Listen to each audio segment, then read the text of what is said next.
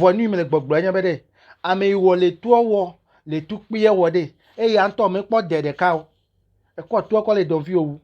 Ta o konku me na o be na nyale o datu. Ne na no ko na ko no vi o.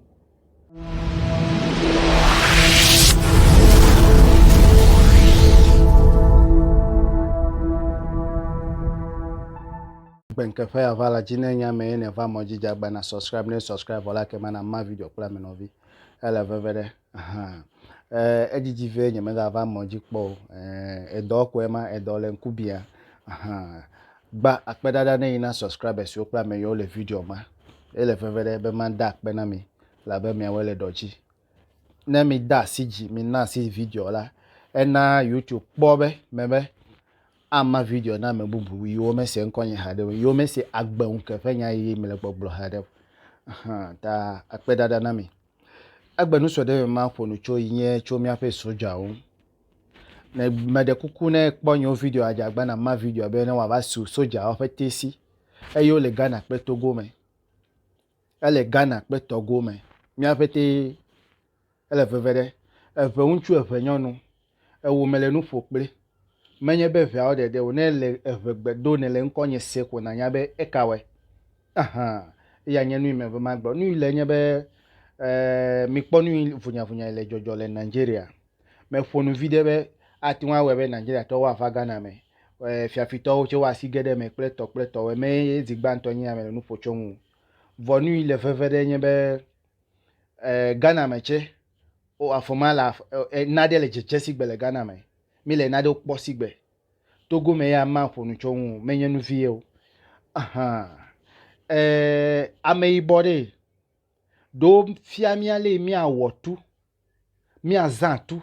ne mi akọ wu mi adokua lo do fia mi ne mi akọ vai wu elan legbe me ba bia ma me di be ma bia e wo vito e vino yini nyabe enye soja e wo ni nyabe o le wo fia le na zan etu me gbo le nyo video de vai me be Kiliopo ya globede no vunkunami civilize them in how to use gun, how to use weapon. Ya webe over fiamiale mi azan etu. Machina mi afe ameno me kponya police service efe gomejeje povito obe povito wede. Mi atogbe oyo police obe povito we. He yo vo vare wa unto ko odoku ko va be povito we. Ya over fia over demia to yo sese. Fiao ple fiadewe yo jeremia todewe fiawe bede mi hi ame sesewe le miame wawe anok bovido wo ya unana ekpowe ekpoma ya ko no amefu ekpoma ya ko no unse khola megede osi o menna itugbanwe fifila Kiliopo be no vunkunami na mi ano tuza etuode ma bia mi se enye soja enya me ibo mmele tuwo la Africa mmele tuwo le Ghana ple Togo aliko wo nyebe ame yo wo tu kovanami fiale mi azatu me kpo wo do metore kapel mi chinam ame yi le Togo fifila to wu yovo magbo be yovo vi su sweto la gbeme ame ka soja ka le Togo me o te un datu yovo de ka me wo tu peple tu le Togo me wo tu pe le Ghana pe me wo tu le Ghana pe Togo me wo tu pe le Ghana fe Togo ne mi le wo mi ngol le comment ya tene makbo era ata mele gbogbo be eve du ko je be mi wodaka jizizi ple ametete de tore ya jidudu ma gbo be jidudu mi le yo be jidudu de yovo pe kplo do vie ya nya jidudu mi kpo era mi kpo nu yo le jojo mi ame mi le Ghana mi nyanu le jojo na le Togo me le nyan konye se by di Ghana fe news de ona kpo era be nu ka le jojo le Ghana du ko me edui me obe fafale ma menya be Togo mati wan fonu kaka na fonu ko ogbelagbedo me na we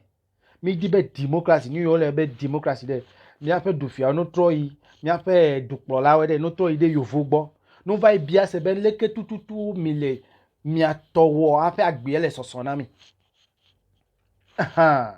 e wo ni soja obe ko tu kole ne no vi obe ya datu ore na toto etu dade no vi o le asigba lozo la sikpolifo le haji o te un datu da mi o me wu amewe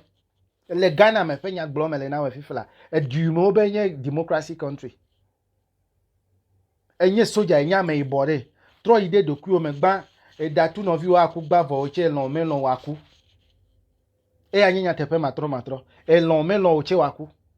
e nye na de me po e anya be mia me ibo we de me le mia pe suso zanwe de o ne nye soja de tro ide dokuo me ne na bia dokuo se de be de enu me le gbogbo de nya tepe de le me alo ha cho me le gbogbo be e wo ne va e nye soja o fia wale na zatu ezatu ovo kole no view ame ibo ame ifia o tukpe kpa ame iko tukpe ko vana we de ame ofia ame iwo tuo o me kpo de ame iwo tukpe o me kpo da e anto ya ame ile gbowe o pri mi le agbade kamele nudu mi le tore kame fe chinu le kede ka jizore e ya mi awoli mi wu mi nglon comment na me le comment yete be ame ibo wa me ne ku le tukpe fe nkume yovo ne o to nwu pe tukpe yeme gbo be yine na vai datu yovo vo egbe do me le nyebe de ame bo ejebe mi zami afa susu ne nye soja ejebe mi zami afa susu me wo video de va yi me be wa me fe de go me na mi be no me ponya o de go describe be the concept alo ta dojinu na ami e ya nyebe nuka wa vai wa va wa do avaji wa do avaji me gbo be asrafo dola no miasi hadebe protection ta vo fifi la de Togo to yo wa vai da tukple Ghana towe tami wo Ghana army ya mi wo Togo army ma bia mi se mi ame yubo o mi le fma Togo to yo le border jiklo achere mekpo le no vi o ni chome va to border yi Togo to yo nye Togo efe towe ma gbo mi ato kable towe yo le border ji yo chakple Ghana to klo ache o me le yinyin o fi de mi ko agbe ko yi me be border ma de yovo ko va mamia do me mia nto mi le gongogo hade ga mi le ho le mia no sita agbe mi di be wa afifia ta ko me va moji gba me be e ku egbe o me ku egbe o e cho aku e ya to tro ame o sese wo amewe vonu mi le gbogbo anya be de ame iwo le tu owo le tu pi e wo de e ya nto me po dede ka o e ko tu ko le don fi owu ta o konkume na ube na nyale o datu ne na no ko na ko no vi o tro ide doku o me ne nya me gblo nya tepe de ngole comment yete me ame yo mi nya be o le tu o le Ghana fa pa de mi ngule be o mi nya tepe de o le tu o ne ma da sile yo vo mi nya tepe yo le tu pe wo ne ma da sile o Ghana pe ami we yo le Togo me bia se be wa me ne nya tu pe wo me wo video ma ba ye me nye gbe o